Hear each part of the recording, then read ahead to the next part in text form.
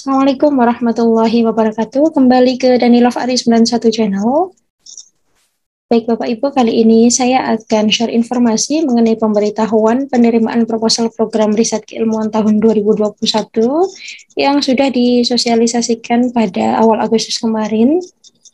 Per hari ini sudah diterbitkan untuk pemberitahuan penerimaan proposal beserta panduannya. Nanti akan saya share linknya di deskripsi video, jadi Bapak Ibu tinggal download saja.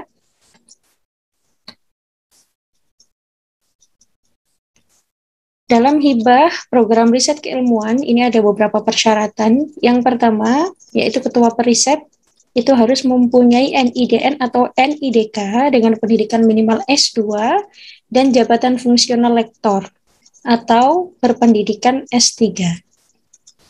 Kemudian tim periset itu terdiri dari satu ketua dengan satu atau dua orang anggota yang berasal dari perguruan tinggi yang sama atau boleh juga dari perguruan tinggi yang lain. Kemudian yang ketiga, tim periset melibatkan 5 sampai 10 mahasiswa baik jenjang S1 maupun S2 atau S3 dengan proporsi mahasiswa S2 atau S3 itu maksimal 20% dari jumlah mahasiswa yang terlibat. Kemudian tim periset itu sudah atau saat ini sedang melaksanakan kegiatan Kampus Merdeka, baik program yang diselenggarakan oleh Direktorat Jenderal Pendidikan Tinggi, Riset dan Teknologi, maupun program Kampus Merdeka yang diselenggarakan oleh internal perguruan tinggi. Nah, bagi Bapak Ibu dosen yang memenuhi ketentuan tersebut dapat membuat akun, kemudian mengunggah proposalnya pada tanggal 17 sampai dengan 29 Agustus 2021.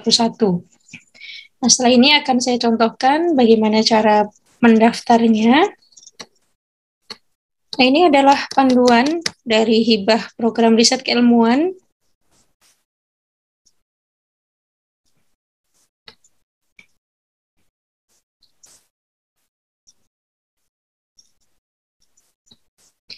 Oke, sebetulnya program hibah ini diharapkan akan menghasilkan model atau rancangan pembelajaran yang kolaboratif dan partisipatif antara dosen, mahasiswa, dan mitra terkait. Maka nanti akan bisa kita lihat luarannya.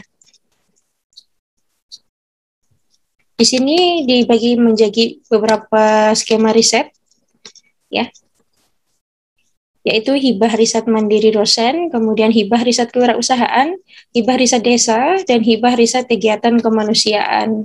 Namun ini gambaran umum dan tujuan dari setiap skema hibah riset itu nanti bisa Bapak Ibu baca ya. Di panduan ini sudah lengkap, termasuk di sini ada beberapa hasil riset yang diharapkan. Ya, kalau di skema yang pertama itu riset mandiri dosen, itu diharapkan dapat bermanfaat untuk yang pertama, yaitu pengayaan ilmu pengetahuan dan teknologi serta pembelajaran. Kemudian yang kedua, peningkatan mutu perguruan tinggi dan kemajuan peradaban bangsa. Yang ketiga, peningkatan kemandirian, kemajuan, dan daya saing bangsa. Kemudian pemenuhan kebutuhan strategis pembangunan nasional dan perubahan masyarakat Indonesia menjadi masyarakat berbasis pengetahuan. Ini untuk skema riset mandiri dosen.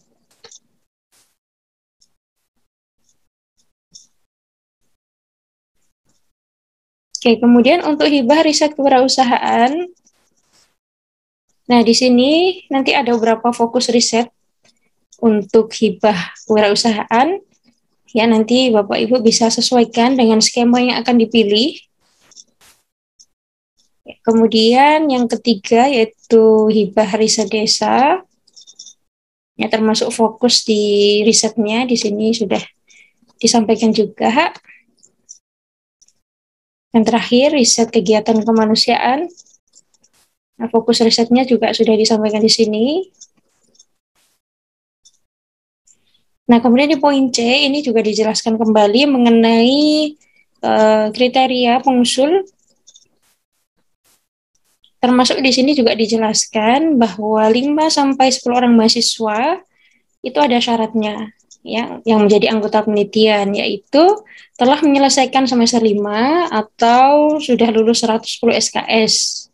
Ya, nah mahasiswa dari program studi yang sama dengan tim pengusul atau di luar program studi pengusul, mahasiswa yang mengikuti program riset keilmuan itu mendapatkan hak minimal 20 SKS dengan jenis mata kuliah yang diatur oleh prodi pengusul. Dalam riset ini diutamakan melibatkan mahasiswa S1, namun dapat juga melibatkan mahasiswa S2 dan S3 dengan proporsi maksimal 20% dari total mahasiswa yang terlibat. Nah, mahasiswa yang terlibat itu berperan sebagai subjek atau objek riset. Ya, kemudian ini termasuk syarat utamanya ya, yaitu tim pengusul itu sudah atau sedang melaksanakan kegiatan MBKM, baik program dari Direktorat Jenderal Pendidikan Tinggi, Riset dan Teknologi, maupun MBKM dari internal perguruan tinggi sesuai dengan surat edaran yang sudah saya sampaikan di awal tadi. Nah, ini adalah poin penting lagi, yaitu di poin D. Di sini luarannya. Luaran dari riset ini adalah menghasilkan model atau rancangan kegiatan MBKM, yaitu berupa model pembelajaran, rencana pembelajaran semester atau RPS minimal untuk 1 semester, kemudian penyetaraan minimal 20 SKS, dan rekonstruksi mata kuliah.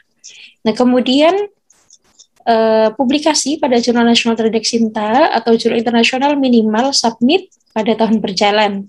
Dan ada juga luaran tambahannya, bisa berupa buku, HKI, video, maupun publikasi pada media massa. Kemudian di sini ada beberapa kriteria. Nah, kemudian poin 7, ini juga diterangkan dengan jelas ya. Pengusul program riset keilmuan harus memiliki mitra dalam waktu tertentu dan berkontribusi dalam bentuk kegiatan MBKM yang dituangkan dalam surat pernyataan komitmen mitra. Nanti ada formatnya ya. Nah, kemudian setiap riset itu hanya boleh mendapatkan pendanaan ya, 1 kali sebagai ketua dan atau sebagai anggota dalam kurun waktu yang sama.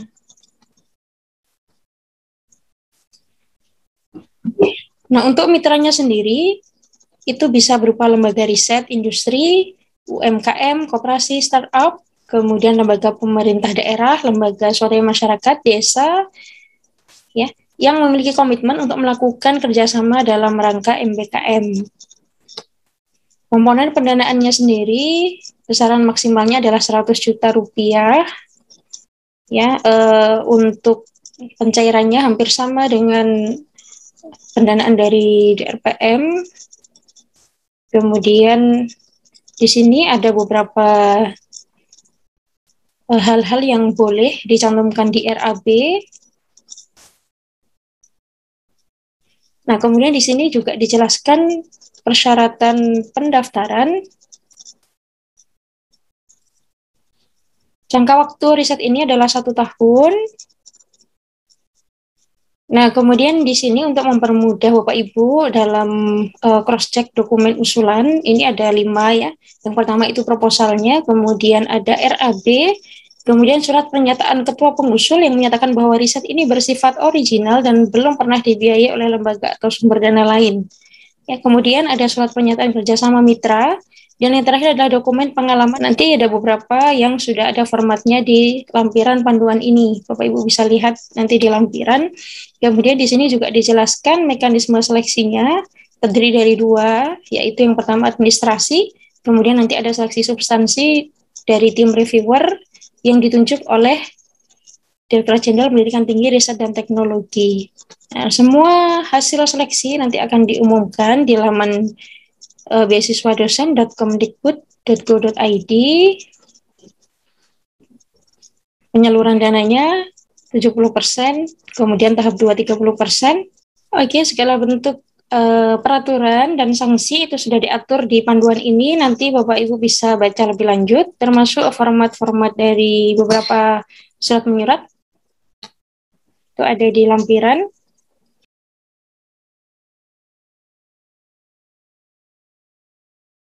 Oke, untuk proses pendaftarannya, Bapak Ibu bisa masuk di laman beasiswadosen.kemdikbud.go.id/riset keilmuan. Nanti linknya akan saya berikan di deskripsi video. Nah, di sini ada keterangan riset keilmuan perguruan tinggi akademik. Ya, di sini sudah dijelaskan ya di bannernya bahwa penerimaan proposal mulai tanggal 17 sampai dengan 29 Agustus 2021. Nah, di sini ada 4 skema riset yang tadi sudah saya jelaskan di panduan. Hibah riset mandiri, hibah riset kewirausahaan, hibah riset desa, dan hibah riset kemanusiaan. Nah, Bapak Ibu bisa klik saja di sini daftar sekarang di salah satu skema.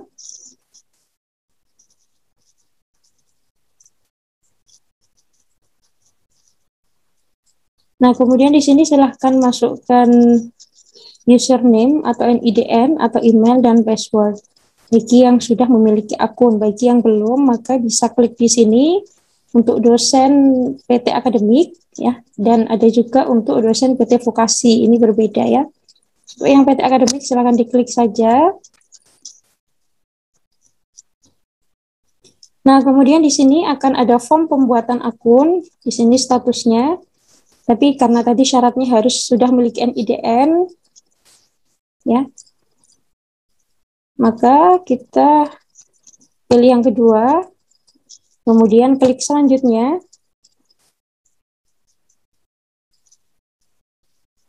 masukkan NIDN, kemudian selanjutnya, nah kemudian di sini akan muncul otomatis ya data kita, data Bapak Ibu sekalian setelah input NIDN, kemudian silahkan klik selanjutnya. Nah, maka di sini akan langsung ada email ya dan password. Nanti silahkan diketik saja passwordnya.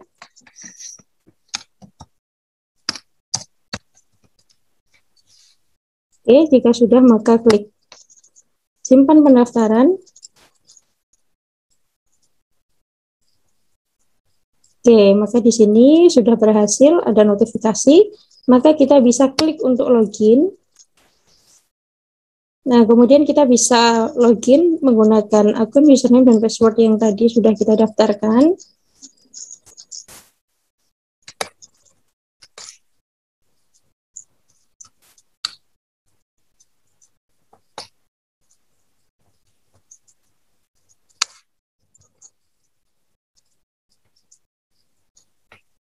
Nah, di sini ada dashboardnya ya. Kemudian di sini ada beberapa kegunaan ya. Di sini ada data diri, data keluarga. Nanti silahkan dilengkapi saja Bapak Ibu sekalian. Data pendidikan. Kemudian untuk hibah riset keilmuan silahkan diklik di yang paling bawah. Nah, kemudian di sini akan muncul lagi skema hibah yang tadi.